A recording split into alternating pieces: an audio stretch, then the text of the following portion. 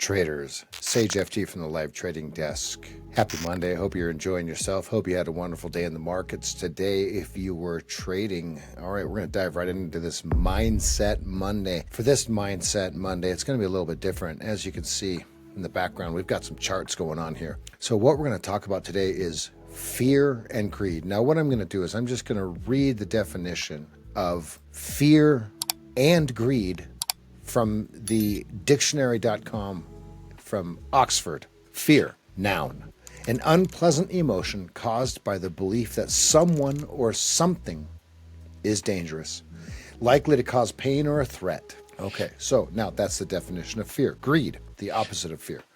Intense and selfish desire for something, especially wealth, power, or food. Noun. Okay, so now, how do these two nouns control the entire market in general? What I want to show here is the daily chart of the S&P 500 E-mini futures, daily chart of the volatility index. Okay, now the volatility index, also known as the VIX, is, and I'm going to read right from the CBOE volatility index, VIX, is a real-time index that represents the market's expectations for the relative strength of near-term price changes of the S&P 500. Happens to be the contract that we trade. Because it is derived from the prices of S&P 500 or SPX index options with near-term expiration dates, it generates a 30-day forward projection of volatility. Now,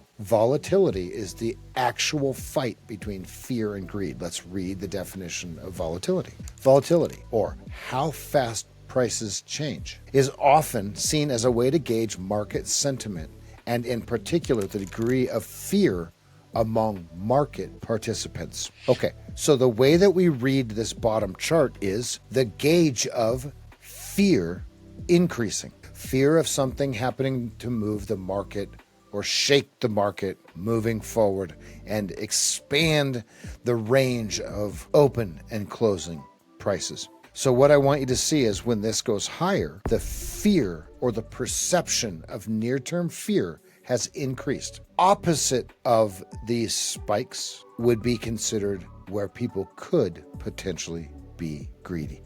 Doesn't mean the market's going to go up, doesn't mean the market's going to go down. It means it has a higher chance or larger probability of the price change of the S&P 500 moving faster up or down or a combination of the two. So how would we read this? The reason I brought these dates onto the screen is we all know what happened in 2008. In 2008, everything became so uncertain due to the housing market and the subprime lending that it collapsed several banks. So what I want to show you is the fear and greed in real time. They're most fearful when it spikes. They're willing to risk and show a greedy appetite for risk, or risk on, as we would call it, at the lows down here around 16s, just based upon this price action. So how come the fear here isn't as high as the fear here? Let's take a look at the price.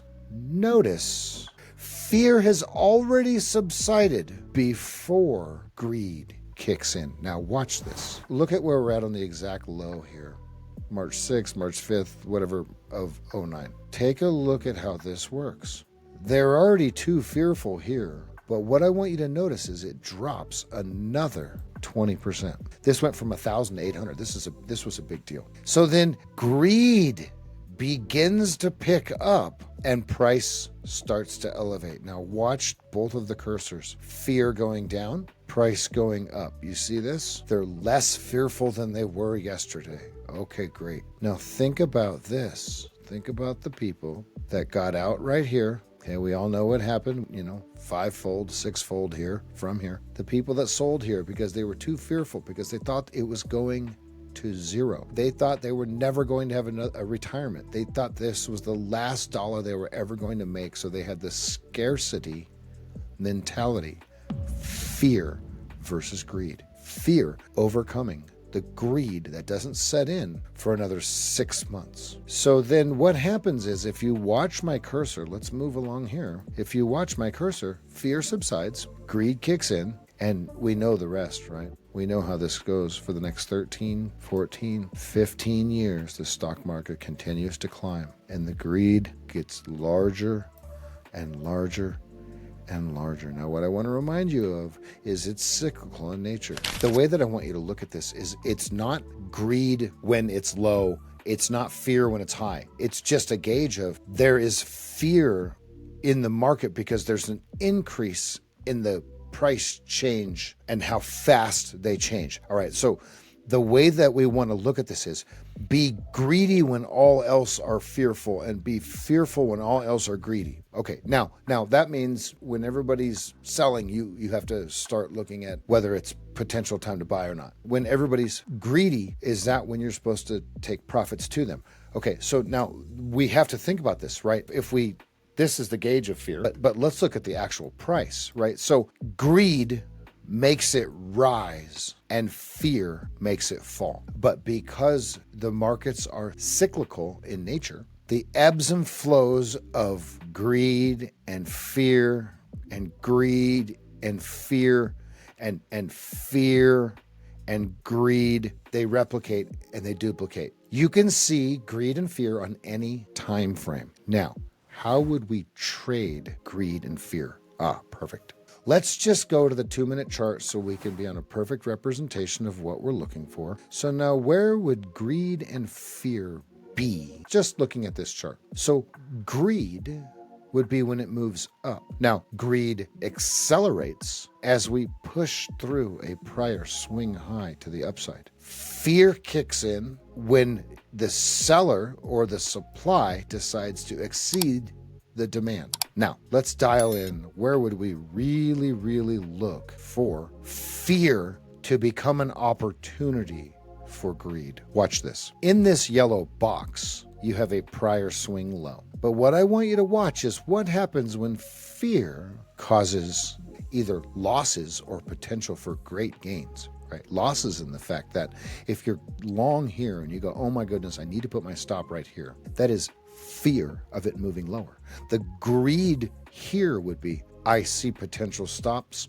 This is where I could provide some liquidity for those stops. This is where I will take advantage of fear, and I will get greedy with the expectation of the market moving higher. Okay, so that's a great example right there. Let's see if we can chug along here, and let's see if we can find an example. This would be a great example. I'm doing this on the fly. This is how you get good training. You just go back and you look at it with your eyes. So if we go like this, everybody is getting greedy, getting real greedy. Okay, they're real greedy until supply side comes in, fear kicks in right here. Greed, they get greedy. They think they've got a bright idea.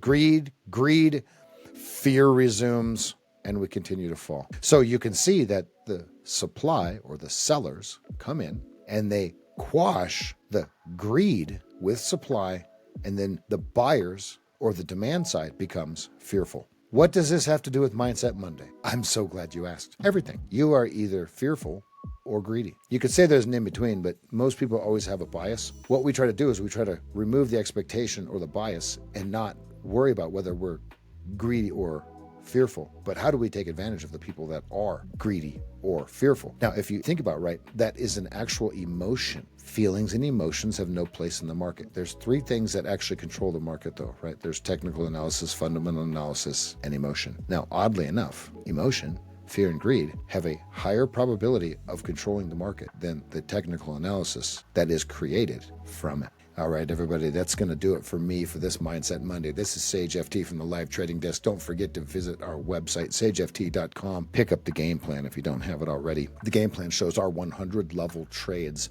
My 100-level trade I take on a daily basis inside the Live Trading Desk. Live Trading Desk is streamed Monday through Friday, 8 a.m. to noon on YouTube. Click the links. We'll go ahead and get you locked in. Thanks. Good night. I'll see you tomorrow morning in the room.